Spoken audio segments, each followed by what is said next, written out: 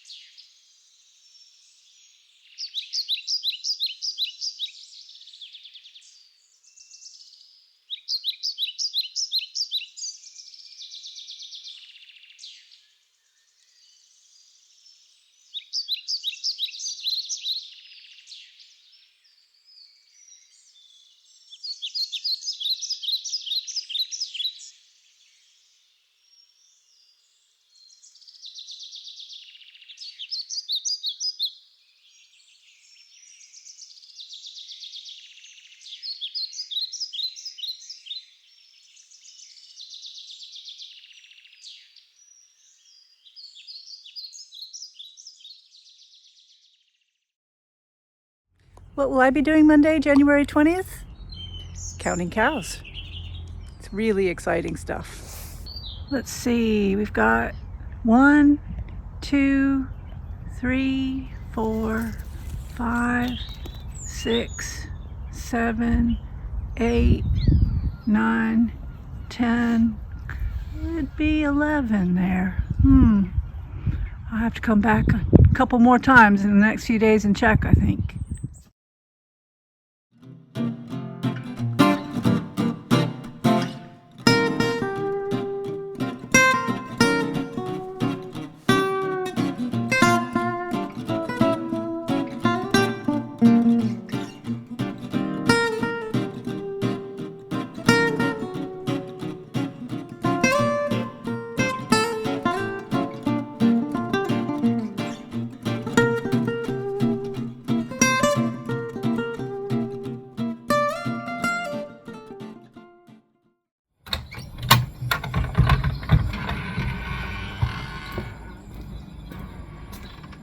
This Monday, I shall be mostly painting my fence and watching it dry.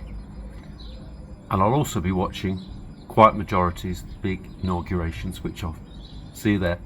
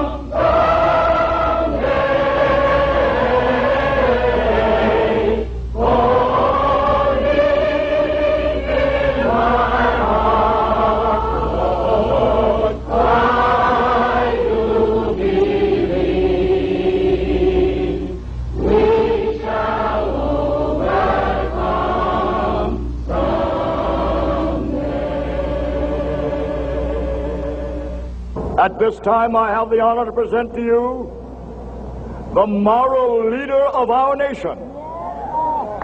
I have the pleasure to present to you Dr. Martin Luther King, Jr.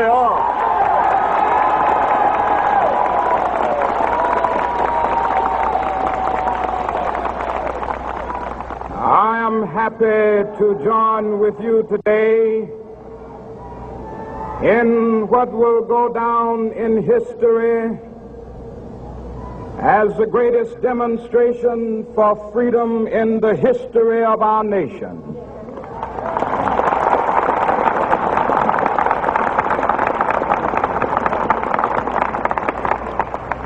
Five score years ago,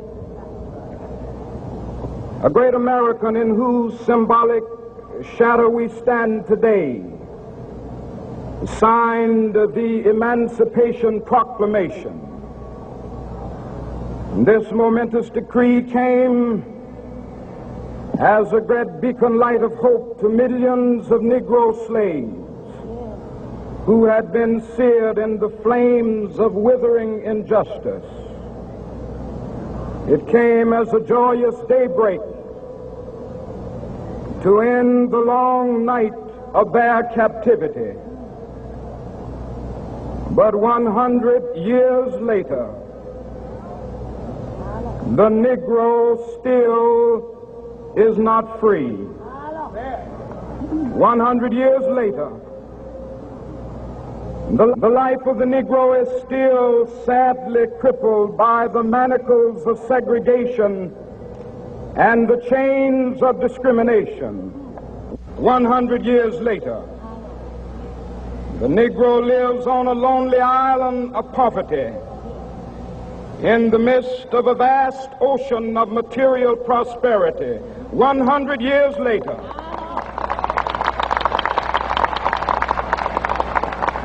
the Negro is still languished in the corners of American society.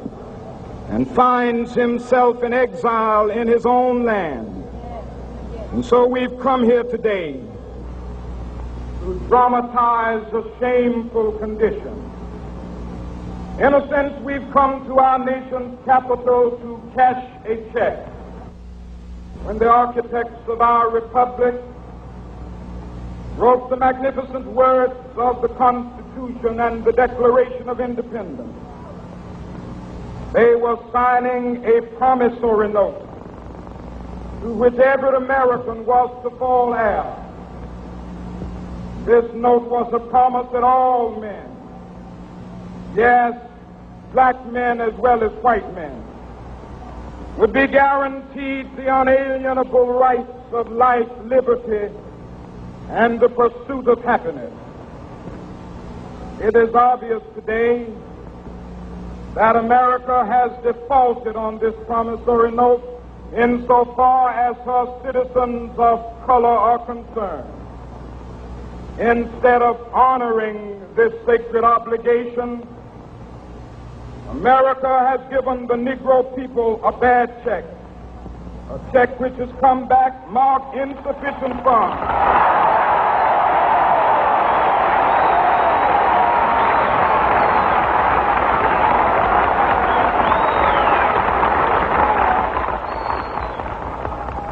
But we refuse to believe that the Bank of Justice is bankrupt. We refuse to believe that there are insufficient funds in the great vaults of opportunity of this nation.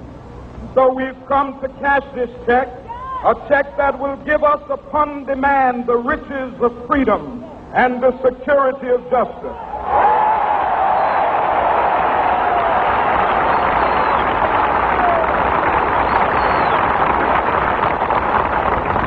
We have also come to this hallowed spot to remind America of the fierce urgency of now. This is no time to engage in the luxury of cooling off or to take the tranquilizing drug of gradualism.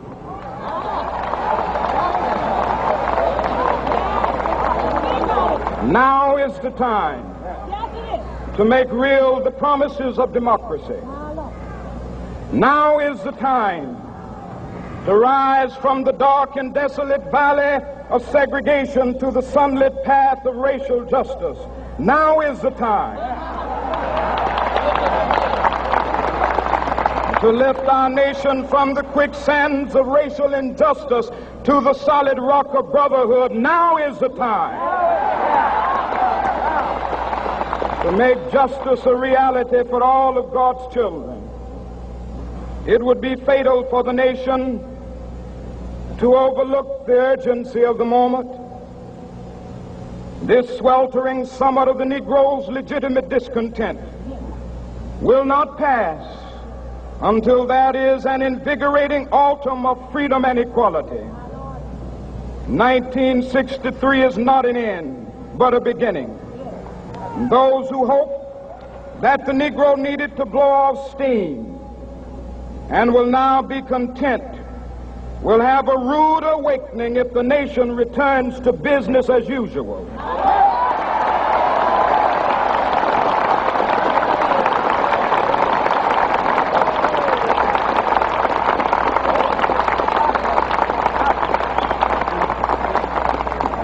There will be neither rest nor tranquility in America until the Negro is granted his citizenship rights.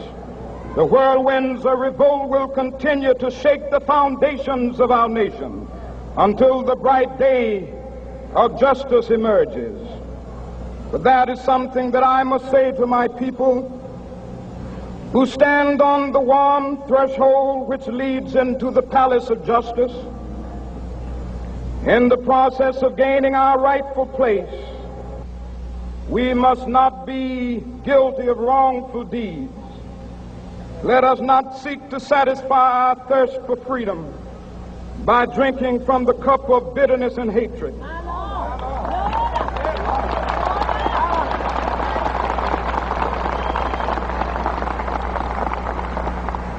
We must forever conduct our struggle on the high plane of dignity and discipline.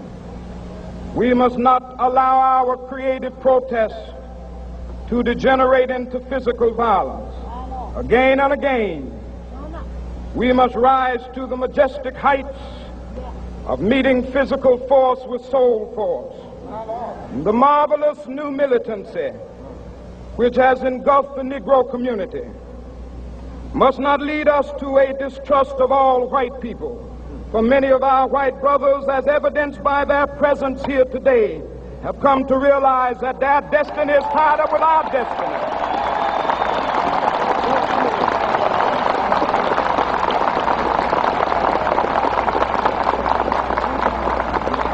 And they have come to realize that their freedom is inextricably bound to our freedom. We cannot walk alone. And as we walk, we must make the pledge that we shall always march ahead. We cannot turn back. There are those who are asking the devotees of civil rights, when will you be satisfied? We can never be satisfied as long as the Negro is the victim of the unspeakable horrors of police brutality. We can never be satisfied as long as our bodies, heavy with the fatigue of travel, cannot gain lodging in the motels of the highways and the hotels of the cities.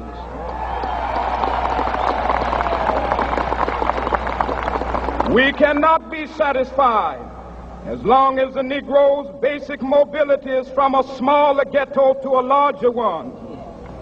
We can never be satisfied as long as our children are stripped of their selfhood and robbed of their dignity by signs stating for whites only.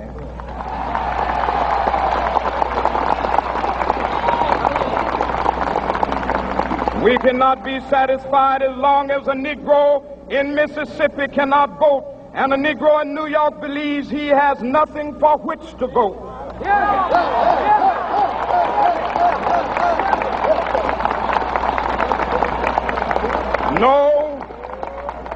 No, we are not satisfied, and we will not be satisfied until justice rolls down like waters and righteousness like a mighty stream.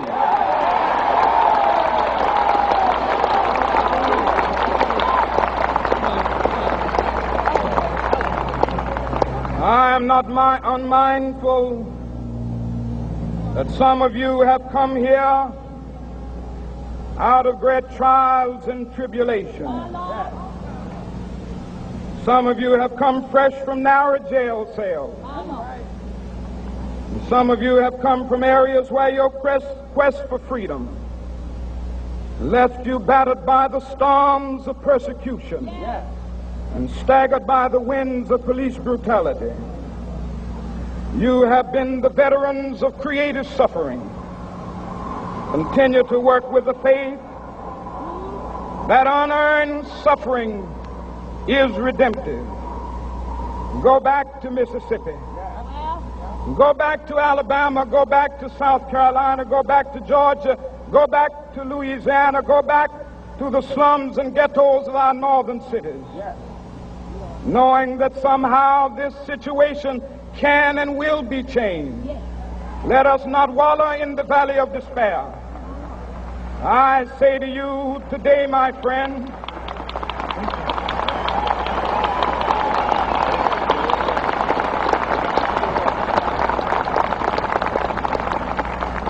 so even though we face the difficulties of today and tomorrow, I still have a dream. It is a dream deeply rooted in the American dream. I have a dream that one day this nation will rise up and live out the true meaning of its creed. We hold these truths to be self-evident, that all men are created equal.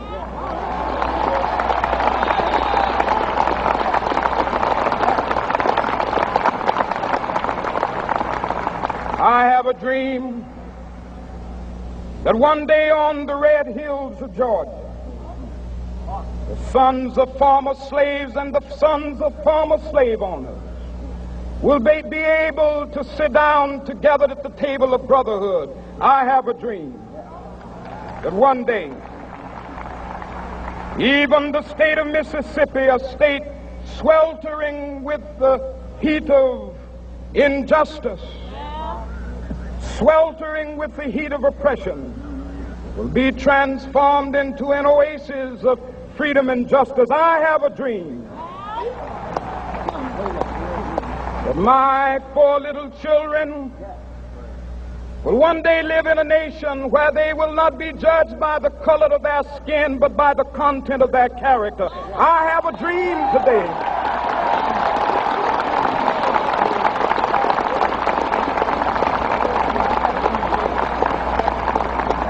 I have a dream that one day, down in Alabama, with its vicious racists, with its governor having his lips dripping with the words of interposition and nullification, one day right there in Alabama, little black boys and black girls will be able to join hands with little white boys and white girls as sisters and brothers. I have a dream today.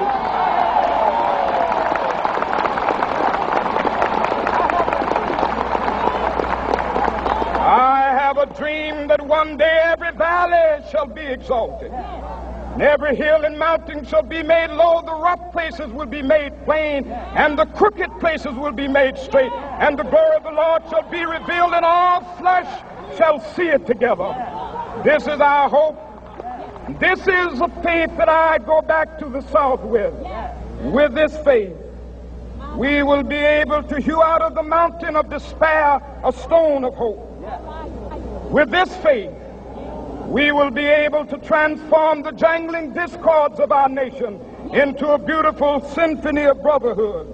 With this faith, we will be able to work together, to pray together, to struggle together, to go to jail together, to stand up for freedom together, knowing that we will be free one day. This will be the day.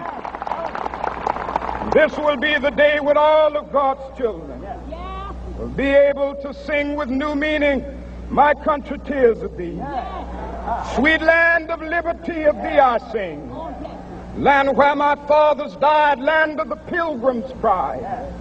From every mountainside, let freedom ring. And if America is to be a great nation, this must become true.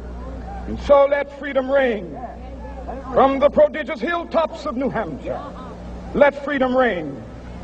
From the mighty mountains of New York, let freedom ring. From the heightening Alleghanies of Pennsylvania, let freedom ring. From the snow-capped Rockies of Colorado, let freedom ring. From the curvaceous slopes of California. But not only that, let freedom ring from Stone Mountain of Georgia. Let freedom ring from Lookout Mountain of Tennessee. Let freedom ring from every hill and molehill of Mississippi, from every mountainside. Let freedom ring. And when this happens, and when we allow freedom ring, when we let it ring from every village and every hamlet, from every state and every city, we will be able to speed up that day when all of God's children, black men and white men, Jews and Gentiles, Protestants and Catholics, will be able to join hands and sing in the words of the old Negro spiritual, "Free at last, free at last. Thank God Almighty, we are free at last."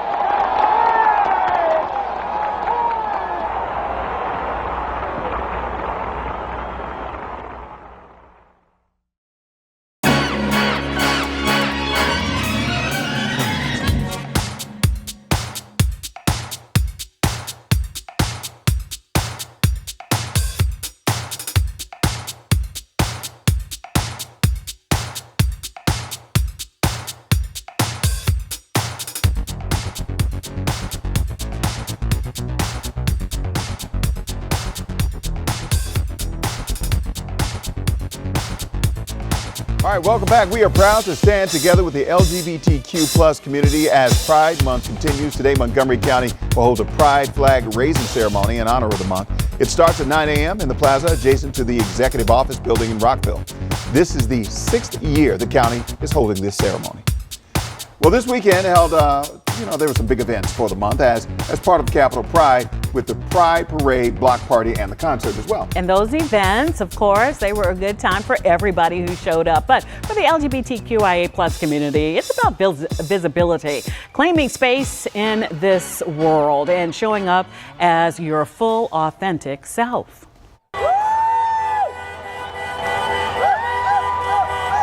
I finally came out when I was a teenager, and it's really nice to have family, friends, and everyone in the public supporting just who you are.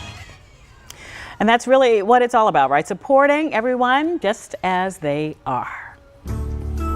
All right, our whole WSA 19 was proud to be a part of that parade. We were decked out in new shirts and handed out merchandise as well. WSA 9's Grand Marshal was news anchor Lorenzo Hall. All right. All right.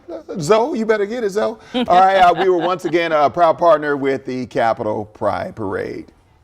Okay, Raphael busting a move there. It looks like so much fun. Right. If you weren't able to make it out to the parade, we have the whole thing streaming right now on our WUSA 9 Plus app, and you can also download on your streaming platform of choice. Just search WUSA 9 anywhere you get your streaming apps, and then once in the app, search for The U.S. State Department is issuing a global security alert ahead of Pride Month. That starts June 1st. The department warns there is a growing risk of terror attacks against LGBTQ people worldwide. The FBI issued a similar warning this week. Officials want any U.S. citizen planning to travel overseas to be extra cautious near Pride events.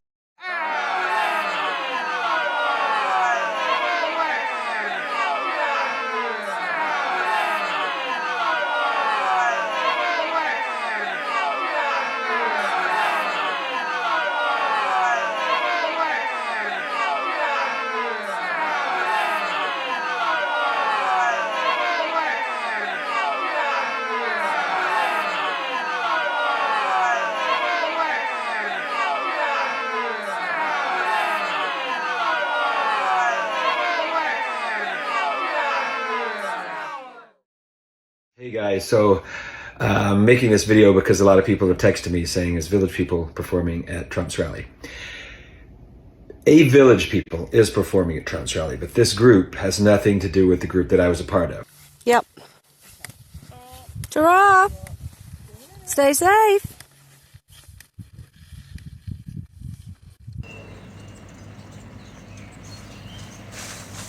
All right. Yeah, rather than watch the inauguration, I've decided to take the car for an MOT, so I can sit in the garage waiting room instead.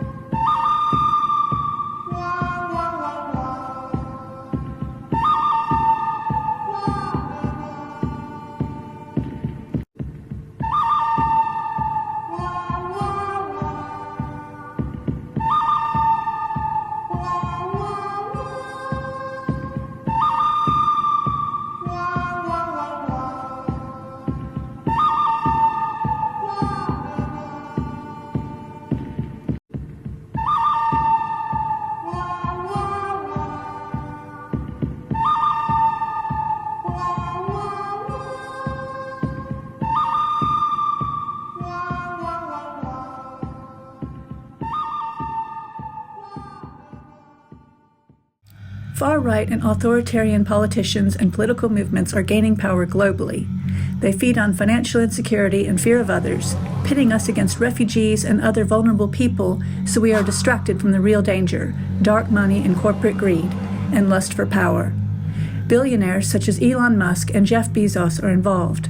Bad actors such as Putin are also involved and are meddling to gain power. These people are lying to us. We at Quiet Majority are hoping to fight this trend on all fronts. It's time to take a stand for democracy and human rights all over the world. We want to fight the flood of disinformation and start amplifying the truth.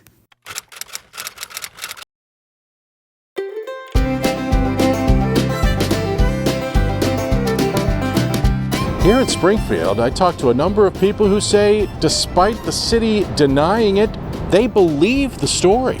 Welder Matthew Ball says he was surprised to hear Springfield, Ohio mentioned so many times during Tuesday's presidential debate.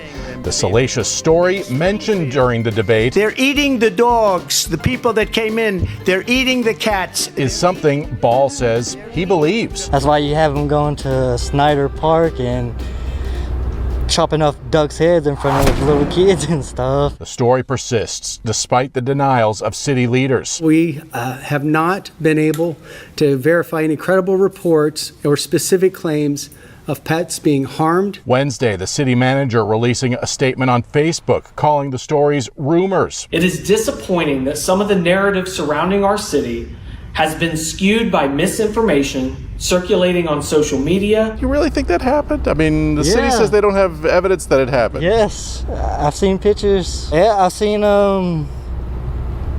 especially social media and where I've worked, supervisors like, hey, look at this. Brittany Graham is the same way. She believes it because she saw it on social media. You think that stuff that you're seeing on social media is true and actually happening? Yeah, there's been like pictures of people walking off with ducks, so I tend to believe it. I haven't seen anything myself, really. Even the state's top law enforcement official is skeptical of the story of city leaders. Attorney General Dave Yost posting on X today, there's a recorded police call from a witness who saw immigrants capturing geese for food in Springfield. Citizens testified to city council. These people would be competent witnesses in court. Why does the media find a carefully worded City Hall press release better evidence? This Springfield neighbor didn't want to give us her name, but says she doesn't buy the story about the geese and the cats. It's ridiculous and it's a lie. Why do you think it's a lie? Because of who's saying it. Goodbye.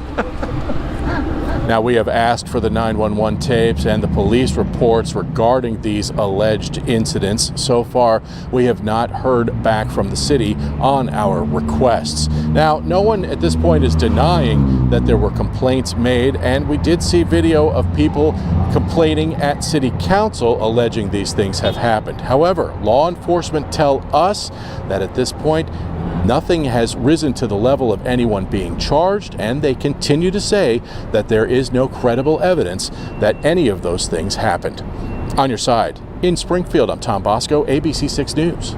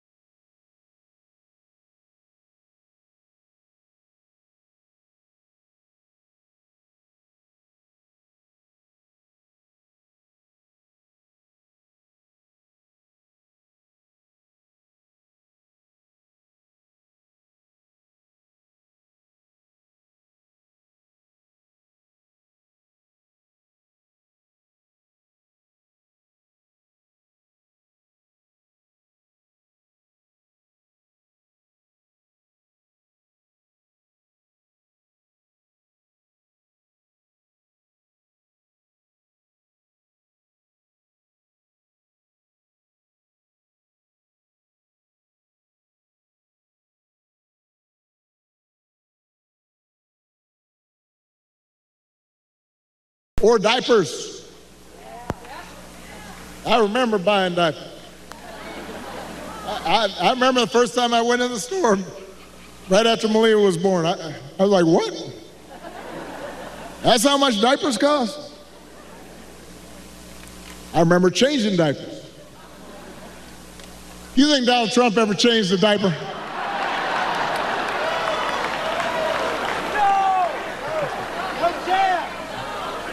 Yeah.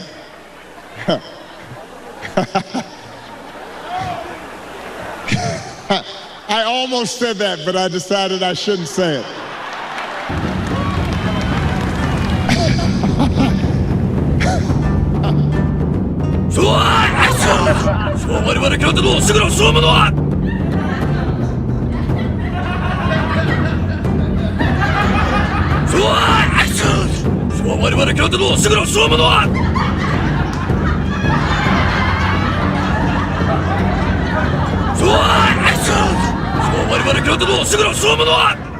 Hey, wake up, sheeple. It's later than you think.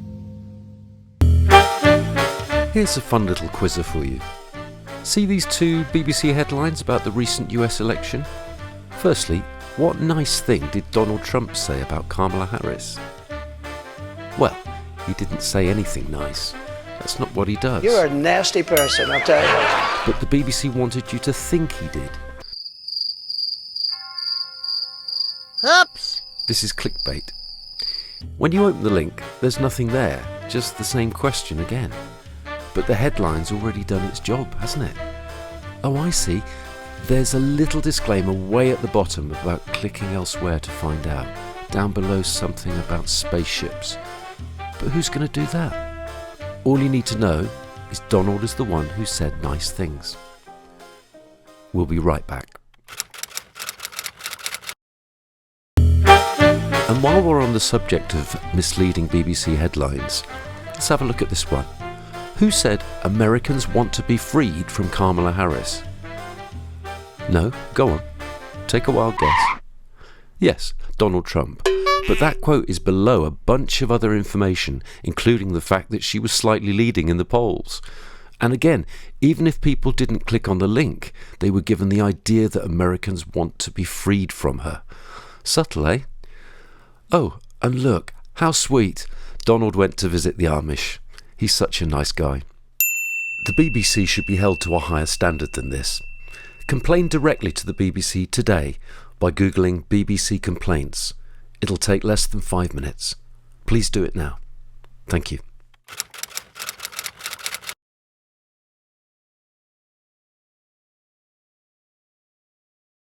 About 6 inches between the two bowls, so there is just room.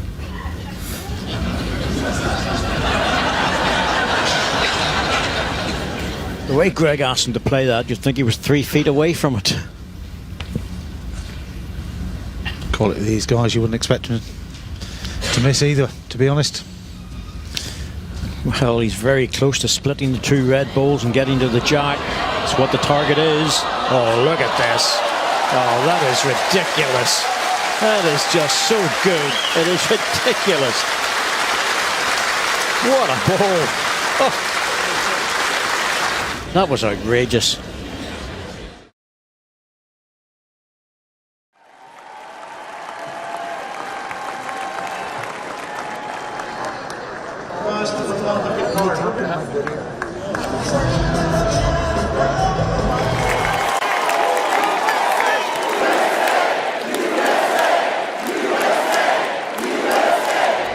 I'm wearing a bandage on my right ear and standing in solidarity with President Trump. Started by another delegate in the Arizona delegation, and I copied him, and now it's spreading.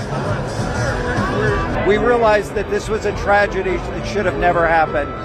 And we want him to know that we are going through this with him, that we honor him, that we respect him, we're behind him, we're in it for the fight, and we just want to show our solidarity to let him know, President Trump, you are not alone, and we love you and we support you in Arizona. As they come in, more and more want to wear it. Someone had to stand up to this reporter, and this man did it perfectly. Go to hell, 𝗬𝗓𝗓𝗓, quite frankly. On the first night of this convention, Trump was his own biggest prop. He entered the VIP box, a large white bandage on his injured right ear, an image for political mobilization, a spectacle for this candidate who we know is, by his own admission, obsessed with assorted spectacles. He's wearing a bandage because he lost part of the ear. We are 3 days since this man nearly got his head blown off, only because he turned his head a little bit more to read some notes that were given to him on a screen around immigration. Is he alive right now? And MSNBC, as sick as they are, and 𝗬𝗓𝗓𝗓, as sick as he is, go to hell, 𝗬𝗓𝗓𝗓, quite frankly, because to say something like that, it's a prop? Give me a break. Show any sort of human dignity.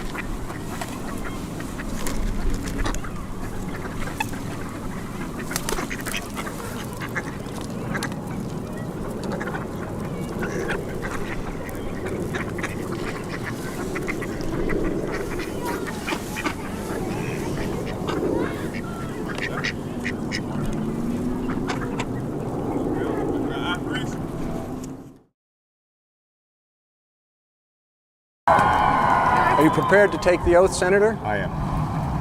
I, Barack Hussein Obama, do solemnly swear. I, Barack Hussein Obama, do solemnly swear. That I will execute the office of President to the United States faithfully. That I will execute the office of President of the United States. The office of President of the United States faithfully. And will, to the best of my ability. And will, to the best of my ability. Preserve, protect, and defend the Constitution of the United States. Preserve, protect, and defend the Constitution of the United States. So help you God? So help me God. Congratulations, Mr. President. He didn't get it all quite right, but these were still 35 words that moved the world. Proudly, deliberately using his full name, Barack Hussein Obama, he became the 44th President of the United States. Up to 2 million people crowded into 2 freezing miles of the mall, turning a solemn ceremony into a national, a global celebration. Their new leader warned them, though, this is a nation in crisis, but he insisted America's decline is not inevitable. Today, I say to you that the challenges we face are real. They are serious and they are many. They will not be met easily or in a short span of time. But know this, America, they will be met.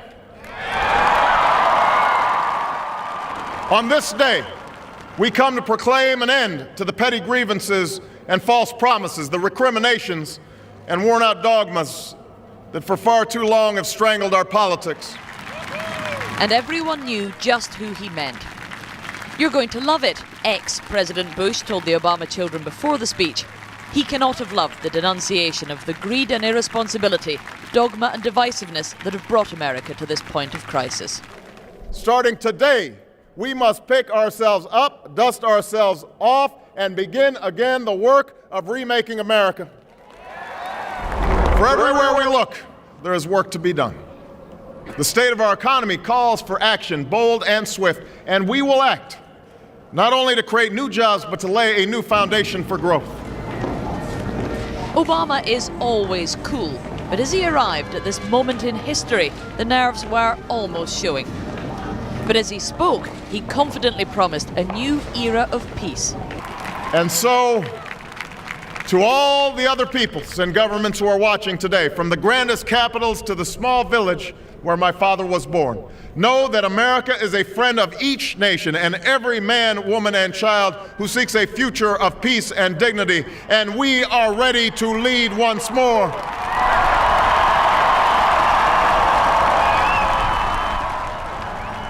We will begin to responsibly leave Iraq to its people and forge a hard-earned peace in Afghanistan. With old friends and former foes, we will work tirelessly to lessen the nuclear threat and roll back the specter of a warming planet. We will not apologize for our way of life, nor will we waver in its defense. And for those who seek to advance their aims by inducing terror and slaughtering innocents, we say to you now that our spirit is stronger and cannot be broken. You cannot outlast us, and we will defeat you. To the Muslim world, we seek a new way forward based on mutual interest and mutual respect. To those leaders around the globe who seek to sow conflict or blame their society's ills on the West, know that your people will judge you on what you can build, not what you destroy. To those who cling to power through corruption and deceit and the silencing of dissent, know that you are on the wrong side of history, but that we will extend a hand if you are willing to unclench your fist. President Obama said we are at a moment that will define a generation, and he described what he expects of the people who expect so much from him. What is required of us now is a new era of responsibility, a recognition on the part of every American that we have duties to ourselves, our nation, and the world. Duties that we do not grudgingly accept, but rather seize gladly, firm in the knowledge that there is nothing so satisfying to the spirit, so defining of our character, than giving our all to a difficult task. No one could forget they were watching the first African-American president, but he made very little mention of race, except to say it showed how far America had come. This is the meaning of our liberty and our creed, why men and women and children of every race and every faith can join in celebration across this magnificent mall, and why a man whose father less than 60 years ago might not have been served at a local restaurant can now stand before you to take a most sacred oath. Earlier, the new first couple dropped by the White House. We don't know what parting gift Michelle brought with her. George Bush has hidden a note for Obama in the Oval Office desk. He may or may not choose to heed its advice. While the departing Vice President Dick Cheney was wheeled out of the White House. He hurt his back yesterday moving boxes into his new home. The Secret Service have been investigating a security threat today, apparently from a terrorist group in Somalia, but it didn't alter the ceremony. Obama is determined not to be diverted from the tasks ahead. Just a few moments ago, Obama said goodbye to the man he clearly blames for bringing America to what he called the winter of our hardship. The Bushes flying off to Texas in a helicopter no longer called Marine One. That call sign belongs to President Barack Hussein Obama now. Sarah Smith, Channel 4 News, Washington.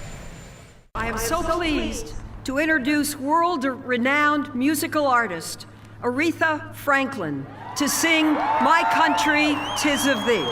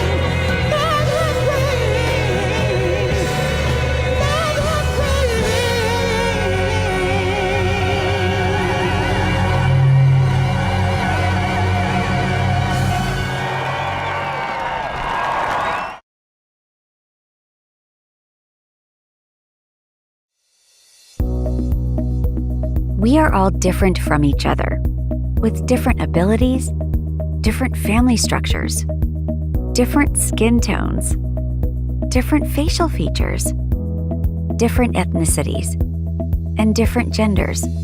Each one of us represents a unique mix of personality traits, experiences, and backgrounds, which makes us diverse.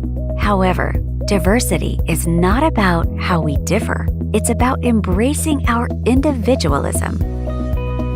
For diversity allows us to recognize our differences, to celebrate our differences, and to appreciate and value one another's differences, because we are all global citizens, part of this ever-changing world which evolves by recognizing and exchanging ideas. For strength, innovation, problem-solving is found in our differences, not in our similarities. Let us show respect, open-mindedness, and acceptance of one another's differences, so that together we can create a vibrant society where differences are embraced and individualism is celebrated. Thank you for viewing our inspirational video and feel good. Don't forget to subscribe. And remember, we all belong to one human race.